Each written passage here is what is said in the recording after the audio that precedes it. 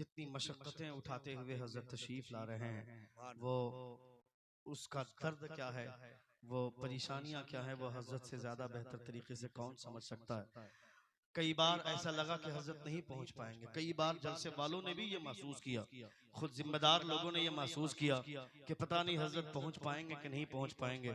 मगर हजरत ने जब रखते सफर बांध लिया तो उस वक्त तक सलाम नहीं होता जब तक हजरत नहीं पहुंच पा जाते। जोर से बोलिए सुभान अल्लाह। हजरत को भेजना था, हजरत को पहुंचाना था। हुजूर सैयदना गौसे आजम रदी अल्लाह तआला अन्हु की महफिल है, ख्वाजा गरीब नवाज की महफिल है। हुजूर आला हजरत के इस लाल को देखें, इस शहजादे को देखें और तसव्वुर करें जब इनके चेहरे की नूरानियत का ये आलम है तो हुजूर आला हजरत के चेहरे की नूरानियत का आलम क्या होगा, हुजूर आला हजरत के चेहरे का आलम क्या होगा। लायक तहसीन और काबिल मुबारकबाद हैं आप लोग, जो लोग बरेली को आंख दिखाते हैं उन्हें इस बात का एहसास होना चाहिए 150 साल तक मेहनत करें बरेली वाले और इतनी जल्दी पकोड़े तुम खाना चाहो, इतनी जल्दी बिरयानी तुम खाना चाहो, ये तसव्वुर भी मत करना, ये एहसास भी मत करना जब तक हुजूर ताजुश शरिया हुजूर आला हजरत के गुलाम रहेंगे वह तुम जैसे लोगों की पैरवी नहीं करेंगे।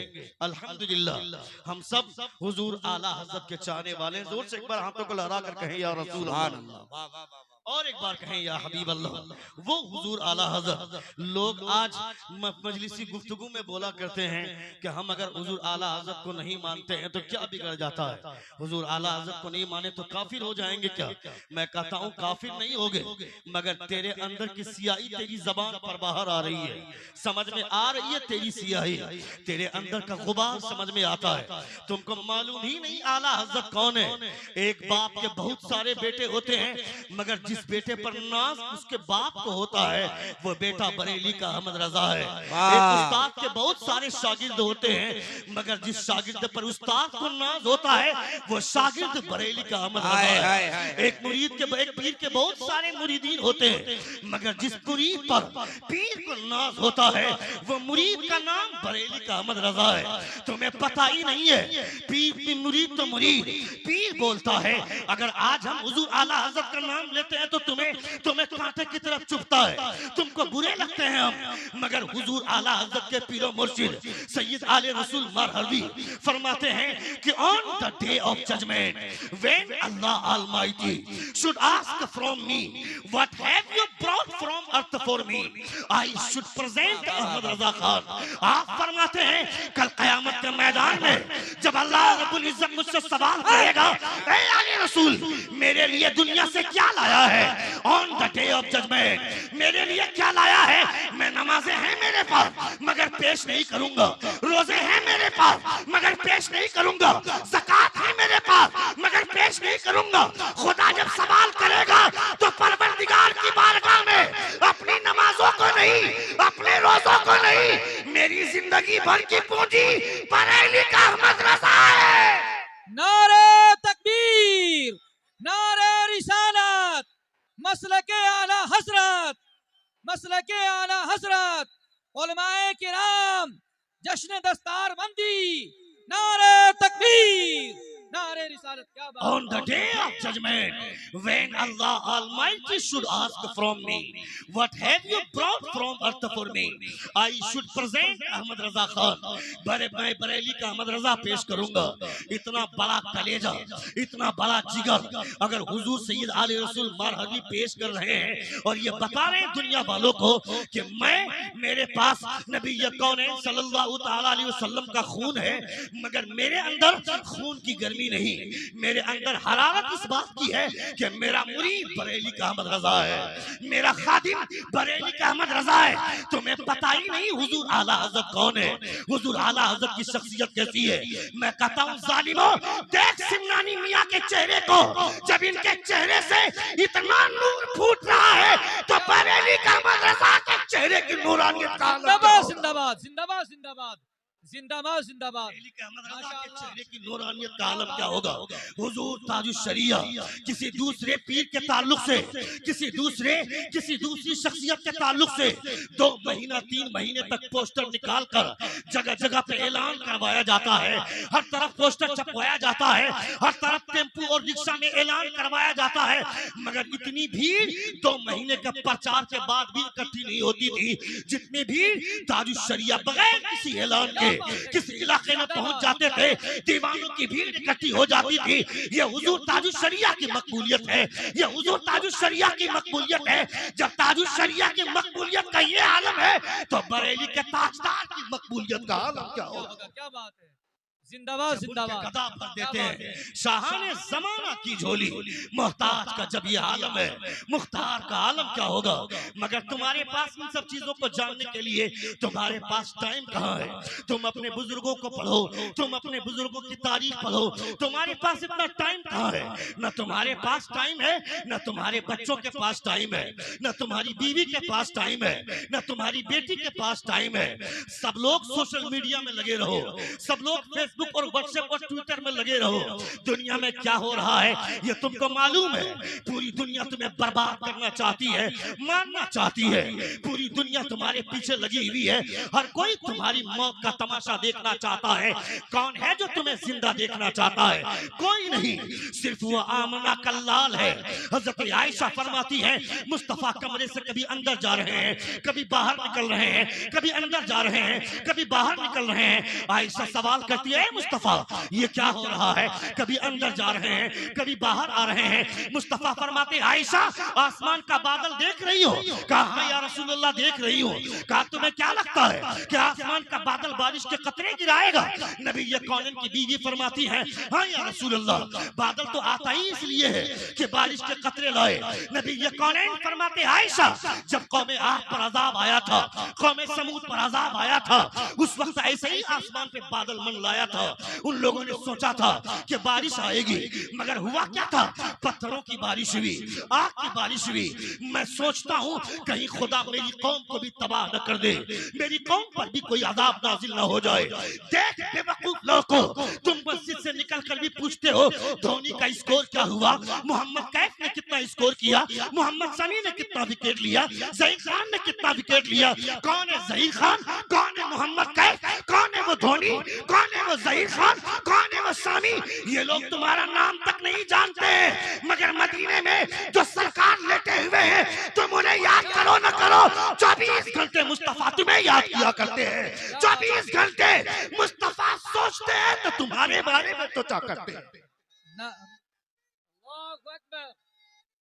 या रसूल अल्लाह, या रसूल अल्लाह, या गौस,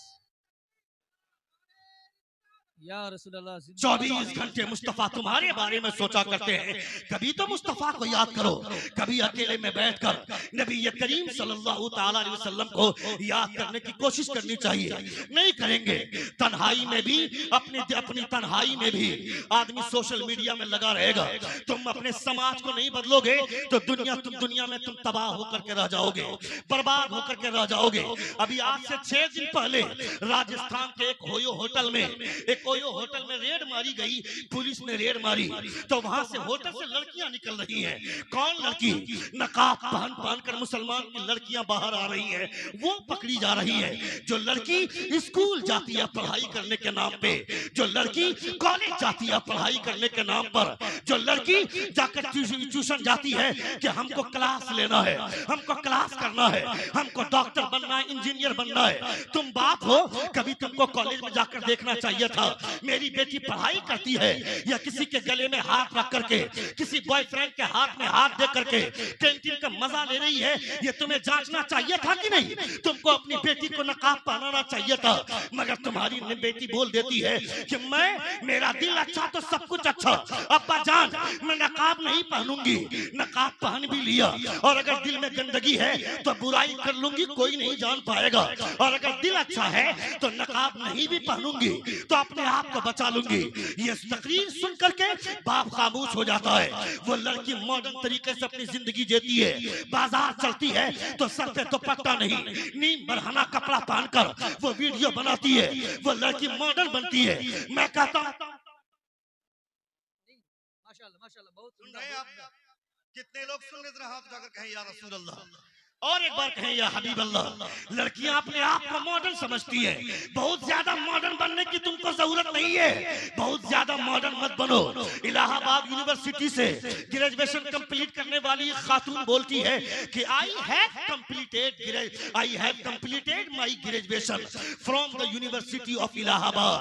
आई am aware of the modernization of the women, but I have not forget my custom, my culture, my system, my tradition and my values, and most of all I never ever forget that I am Indian Muslim woman। वो बोलती है कि मैं दुनिया की आजादी को जानती हूँ, औरतों की आजादी को महसूस करती हूँ। इलाहाबाद से यूनिवर्सिटी से ग्रेजुएशन कंप्लीट की, मगर दुनिया में जो आजादी का माहौल है, इस आजादी के माहौल में रहने के बावजूद मैं अपना कल्चर नहीं भूलती, मैं अपना सिस्टम नहीं भूलती, मैं अपनी तहजीब नहीं भूलती। औरत चाहे जितनी भी मॉडर्न हो जाए, औरत औरत ही रहेगी, औरत औरत औरत ही रहेगी।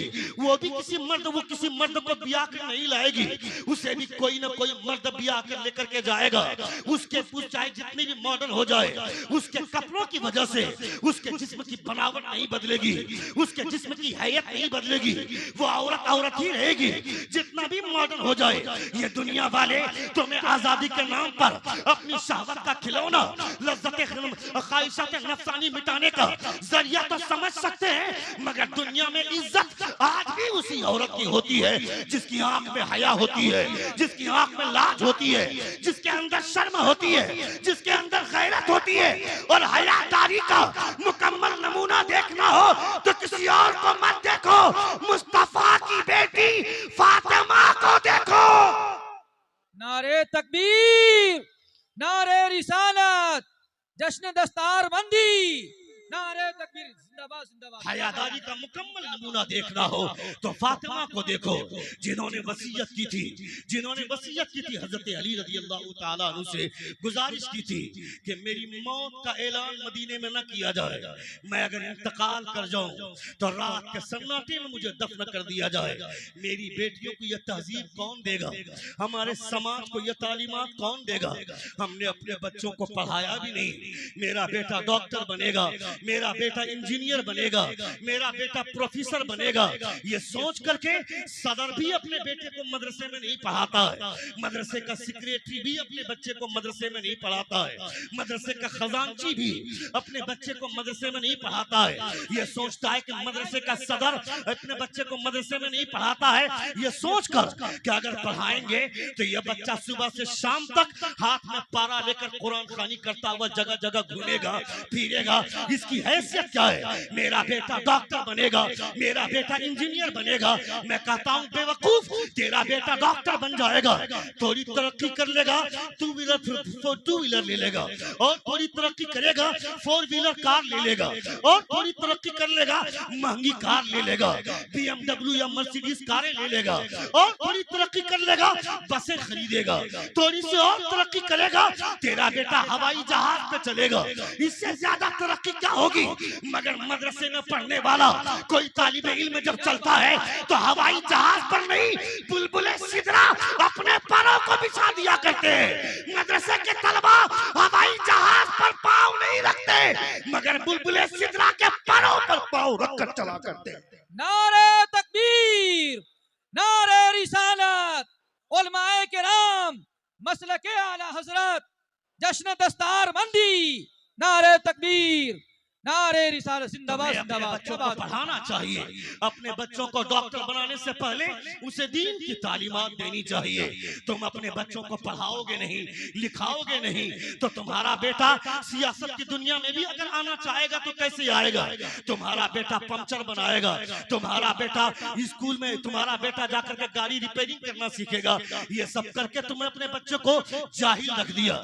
कोई जरूरी नहीं कि हर बच्चा आलिम दीन बन जाए, कोई जरूरी नहीं इस गांव का हर आदमी हाफिज कुरान बन जाए, ये भी कोई जरूरी नहीं है कि हर आदमी मुफ्ती बन जाए, मगर आदमी चाह ले तो हर आदमी मसलके आला हज़रत का सिपाही बन सकता है, हर आदमी मुस्तफा जाने रहमत का वफादार बन सकता है, हर आदमी नबी कौनैन का पैरोकार बन सकता है।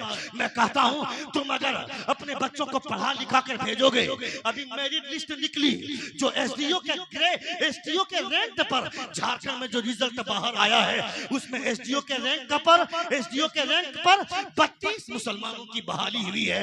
इसका फायदा तुमको समझ में आ रहा है? तुमको किसने कहा तेरे हाथ में पावर नहीं है, तेरे हाथ में ताकत नहीं है? ये जो इल्म का पावर होता है, ये जो एजुकेशन का पावर होता है, ये दुनिया में कुर्सी पे बैठने वाले लोग हार सकते हैं, मगर एजुकेशन के पावर को कभी हार नहीं मिलती है। जिंदाबाद, जोर से बोले। एक बार जोर से अपने दोनों हाथों का फिजा में लहरा कर कहें या रसूल अल्लाह, और एक बार कहें या हबीब अल्लाह।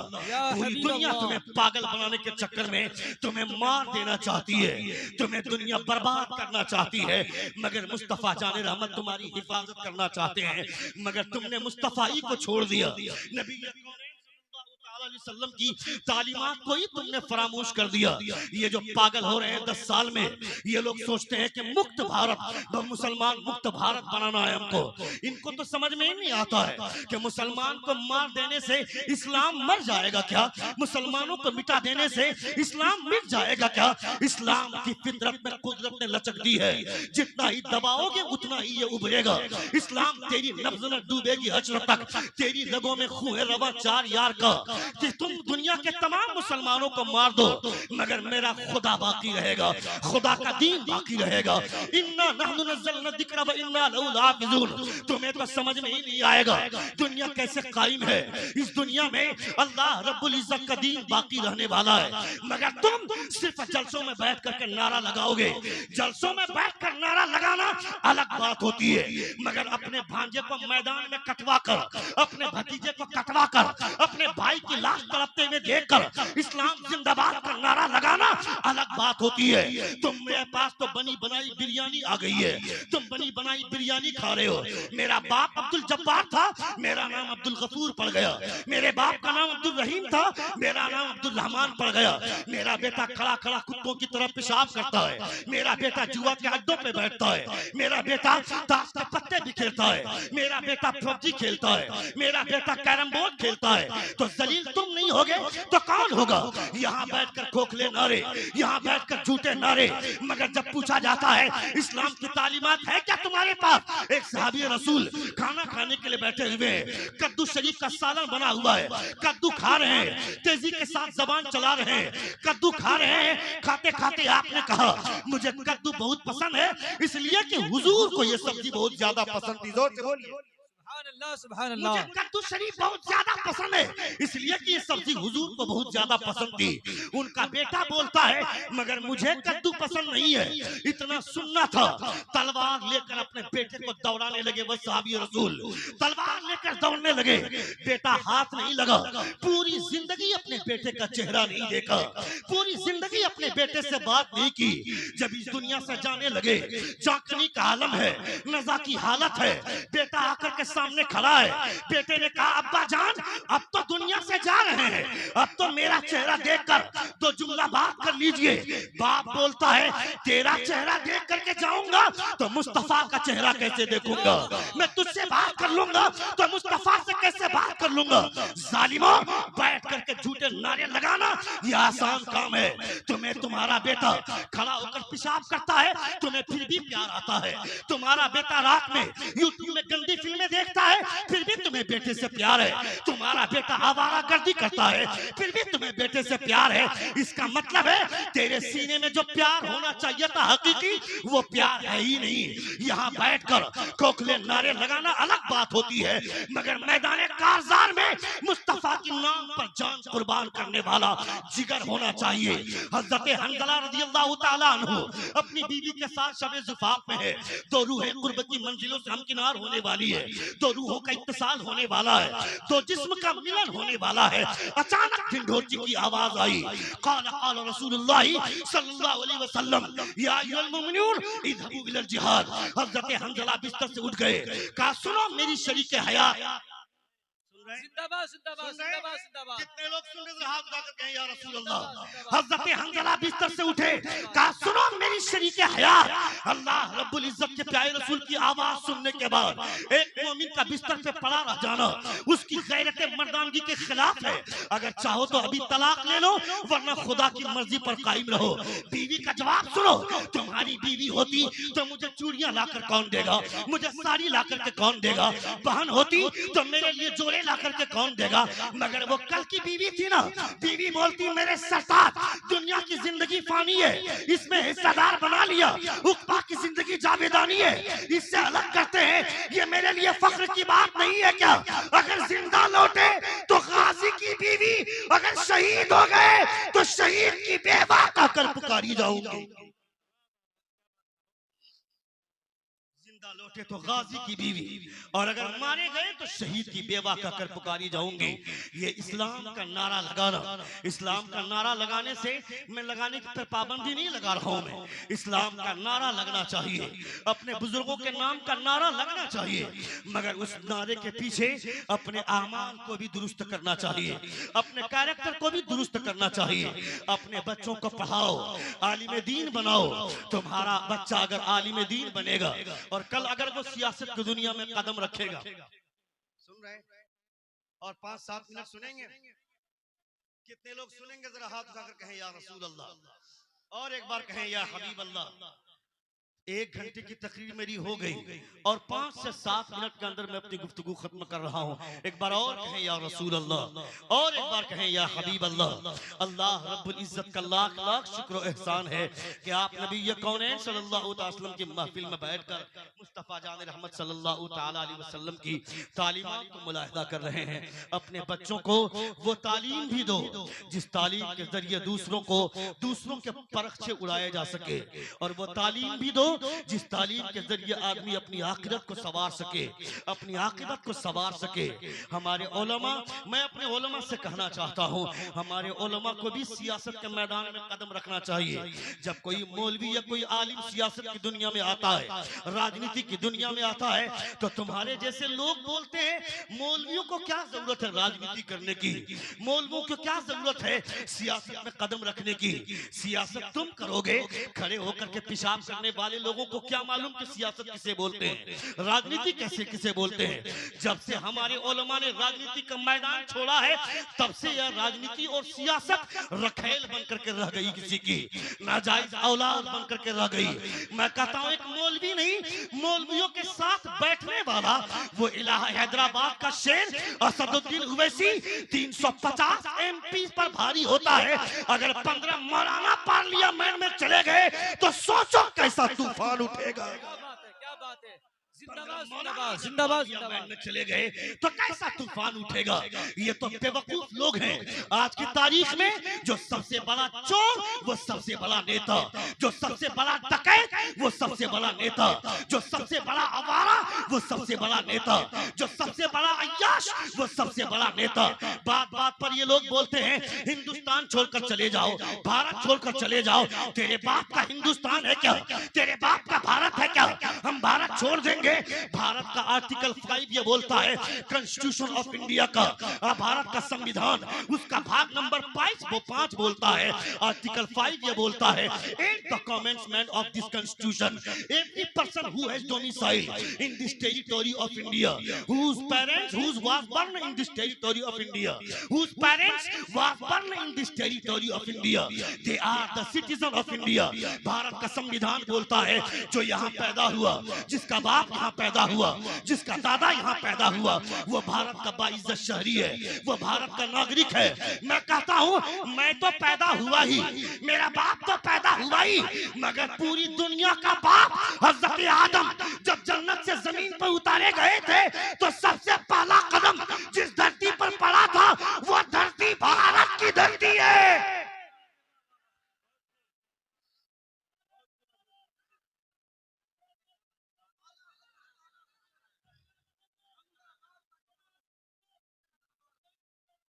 मेरी वफाओं का मुझसे सबूत मत मांगो, वतन से प्यार का जज्बा तो मेरे दीन में है। अटूट रिश्ता है मेरा वतन की मिट्टी से, मेरे बुजुर्गों की खुशबू इसी जमीन में है। ये हमारा हिंदुस्तान है, ये हमारा भारत है। हमें पाकिस्तान से कोई लेना देना नहीं है, हम पाकिस्तान को नहीं चाहते। हम हिंदुस्तानी अगर एक एक लोटा पानी बहा देंगे तो पाकिस्तान नक्शे से मिट जाएगा, पाकिस्तान की कोई हैसियत नहीं रहेगी। हम क्यों पाकिस्तान के पीछे भागेंगे, हम तो हिंदुस्तान के पीछे भागते हैं इसलिए कि गरीब नवाज हिंदुस्तान में रहते हैं। ख्वाजा गरीब नवाज हिंदुस्तान में, मोइनुद्दीन अजमेरी हिंदुस्तान में, ख्वाजा कुतुबुद्दीन बख्तियार काकी हिंदुस्तान में, निजामुद्दीन इलाही हिंदुस्तान में, मखदूम अशरफ जहांगीर सिमनानी हिंदुस्तान में, हुजूर आला हजरत हिंदुस्तान में। हम हिंदुस्तान से इसलिए नहीं प्यार करते कि यहाँ पे ताजमहल है, यहाँ लाल किला है, यहाँ कुतुब मीनार है, बल्कि हिंदुस्तान से प्यार इसलिए करते हैं कि मदीने वाले सरकार फरमाते हैं मैं रहता हूँ मदीने में, मगर हिंदुस्तान से मुझे ठंडी हवाएं मिला करती है। मदीने वाले सरकार फरमाते हैं अल्लाह रब्बुल इज्जत सलामत रखे शहजादे बिरादर ताजु शरिया हज़रतुल अल्लामा मौलाना इमरान रजा खान उर्फ सिमनानी मियां, अल्लाह रब्बुल इज्जत ने जिन अखलाक से नवाजा है, बहुत सारे मशाइखीन को हम देखते हैं जो पहचानते तक नहीं है। 1 घंटे 2 घंटे बात करने के बाद भी, मुलाकात के बाद ऐसी गुमनामी वाली फीलिंग पेश करते हैं जैसे कि कभी मुलाकात ही नहीं हुई है। मगर हुजूर सिमनानी मियां के अखलाक का ये आलम है कि 100 50 20 साल के बाद भी, 15 साल के बाद भी, 5 साल के बाद भी मुलाकात हो तो खैरियत पूछते हैं, खाना खाया कि नहीं पूछते हैं, नाश्ता किया कि नहीं पूछते हैं। ये पूछना इसका मतलब है कि जब इनके अखलाक का ये आलम है तो आला हज़रत के अखलाक का आलम क्या होगा। जिनका अखलाक इतना शानदार होगा वो पीर झूठा हो ही नहीं सकता है। जोर से बोलिए, जोर से बोलिए, जोर से बोलिए। मदीने की टूटी चटाई पर बैठकर जिन मुस्तफा ने इल्म की शमा को रोशन किया था, उसी मुस्तफा ने अखलाक की किरणें भी फैलाई थी, अखलाक की खुशबुएं भी बांटी थी। मेरे मुस्तफा ने सिर्फ इल्म नहीं बांटा है, मुस्तफा ने अखलाक को भी तकसीम किया है। जिस शेख के पास इल्म की भी दौलत हो, अखलाक की भी दौलत हो, उस शेख के करीब आ जाना, उस शेख के पास आ जाना और अपने आप को कुर्बान कर देना, ये तसव्वुर करना कि ये अखलाक इनका बताता है कि इनकी इरादत हमको सही मिल रही है, हमें इनकी बैत मिल रही है। ये अल्लाह रब्बुल इज्जत का शुक्र एहसान है, अल्लाह रब्बुल इज्जत का लाख लाख शुक्र एहसान है कि अपने माथे की निगाहों से आप हुजूर सिमनानी मियां के रुखे ज़ेबा का दीदार कर रहे थे। कुछ दिन पहले हजरत का एक्सीडेंट हुआ था तो ऐसा लग रहा था पूरे हिंदुस्तान में एक सन्नाटा छा गया। अल्लाह अल्लाह, जिनसे हम लोग मिलते हैं, बड़े बड़े शेख के पास जाते हैं, पहचानता तक नहीं है, खैरियत पूछने वाले सिमनानी मियां हैं, हालत का जायजा लेने वाले सिमनानी मियां हैं। जब भी मिलते हैं चेहरे पे मुस्कुराहट, चेहरे पे तबस्सुम। जो यहाँ तुम्हें नहीं पहचानता है कयामत में क्या पहचानेगा, और ये पीर तुम्हें यहाँ पहचान रहा है, इसका मतलब है कयामत में भी तुम्हें पहचान लेंगे। नारे तकबीर, नारे रिसालत। शहजादे अल्लामा मन्नान रजा खान साहब किबला, हुजूर सिमनानी मियां किबला।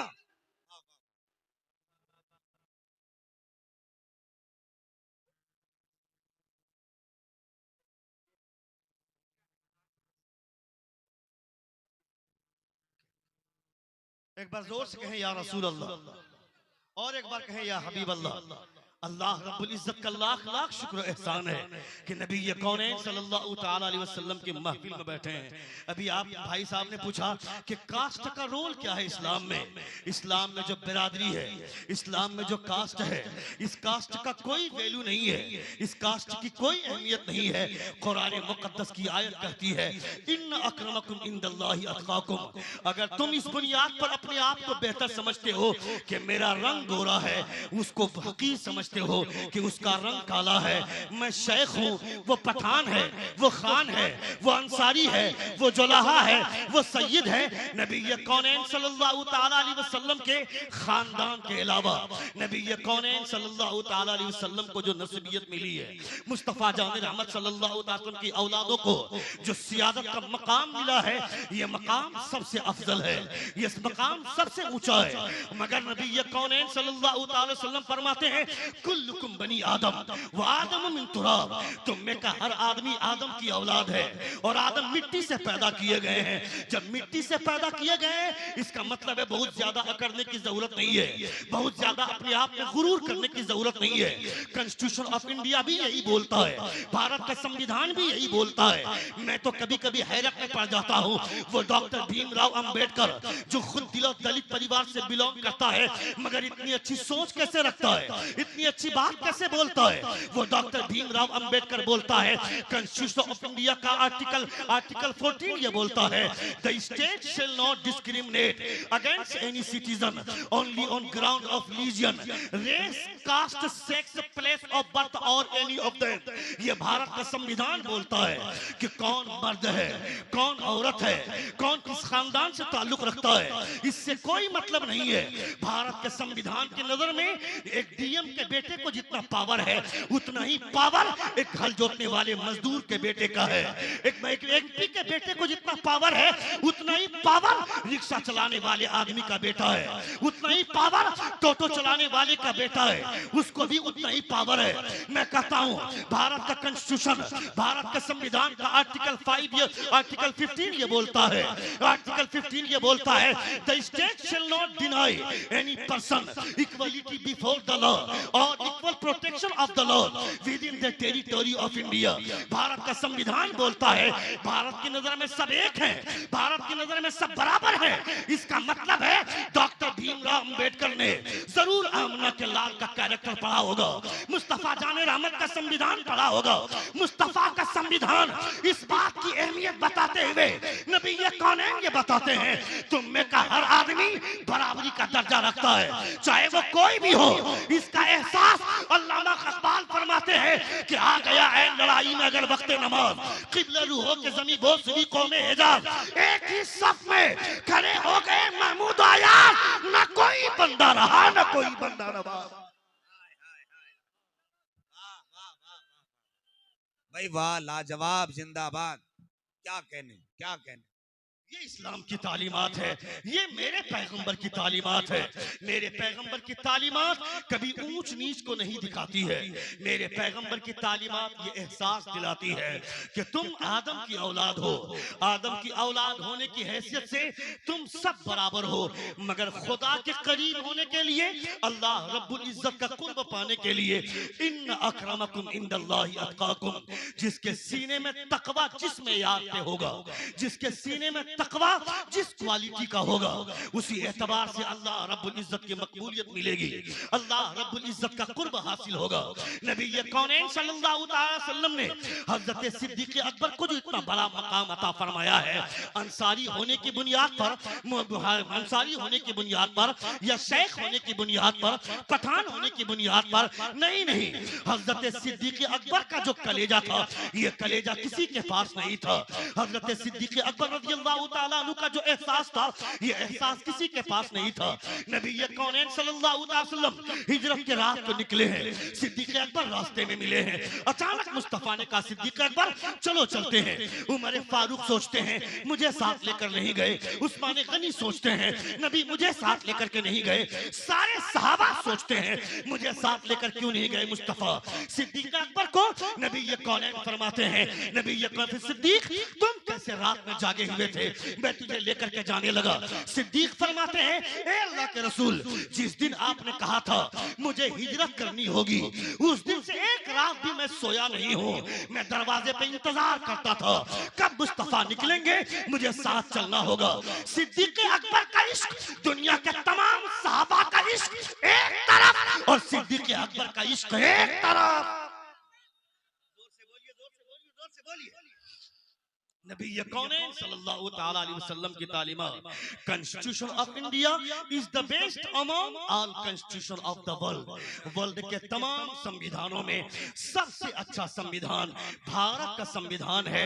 मगर एक मोमिन होने के नाते तुम्हें यह फख्र से बोलना चाहिए कि मीसाके मदीना से बेहतर, constitution of our prophet Mustafa जान रहमत के संविधान से बेहतर दुनिया का कोई संविधान नहीं है, दुनिया का कोई कानून नहीं है। एक झलक पेश करता हूं, तकरीर खत्म कर रहा हूं। एक बार जोर से कहें या रसूल अल्लाह। हजरत उमर फारूक, ये हिंदुस्तान है ना, हिंदुस्तान के संविधान पर लोगों को बहुत ज्यादा नाज है, हमें भी नाज है। भारत के कॉन्स्टिट्यूशन पर जितना उन्हें नाज है उतना हमें भी नाज है।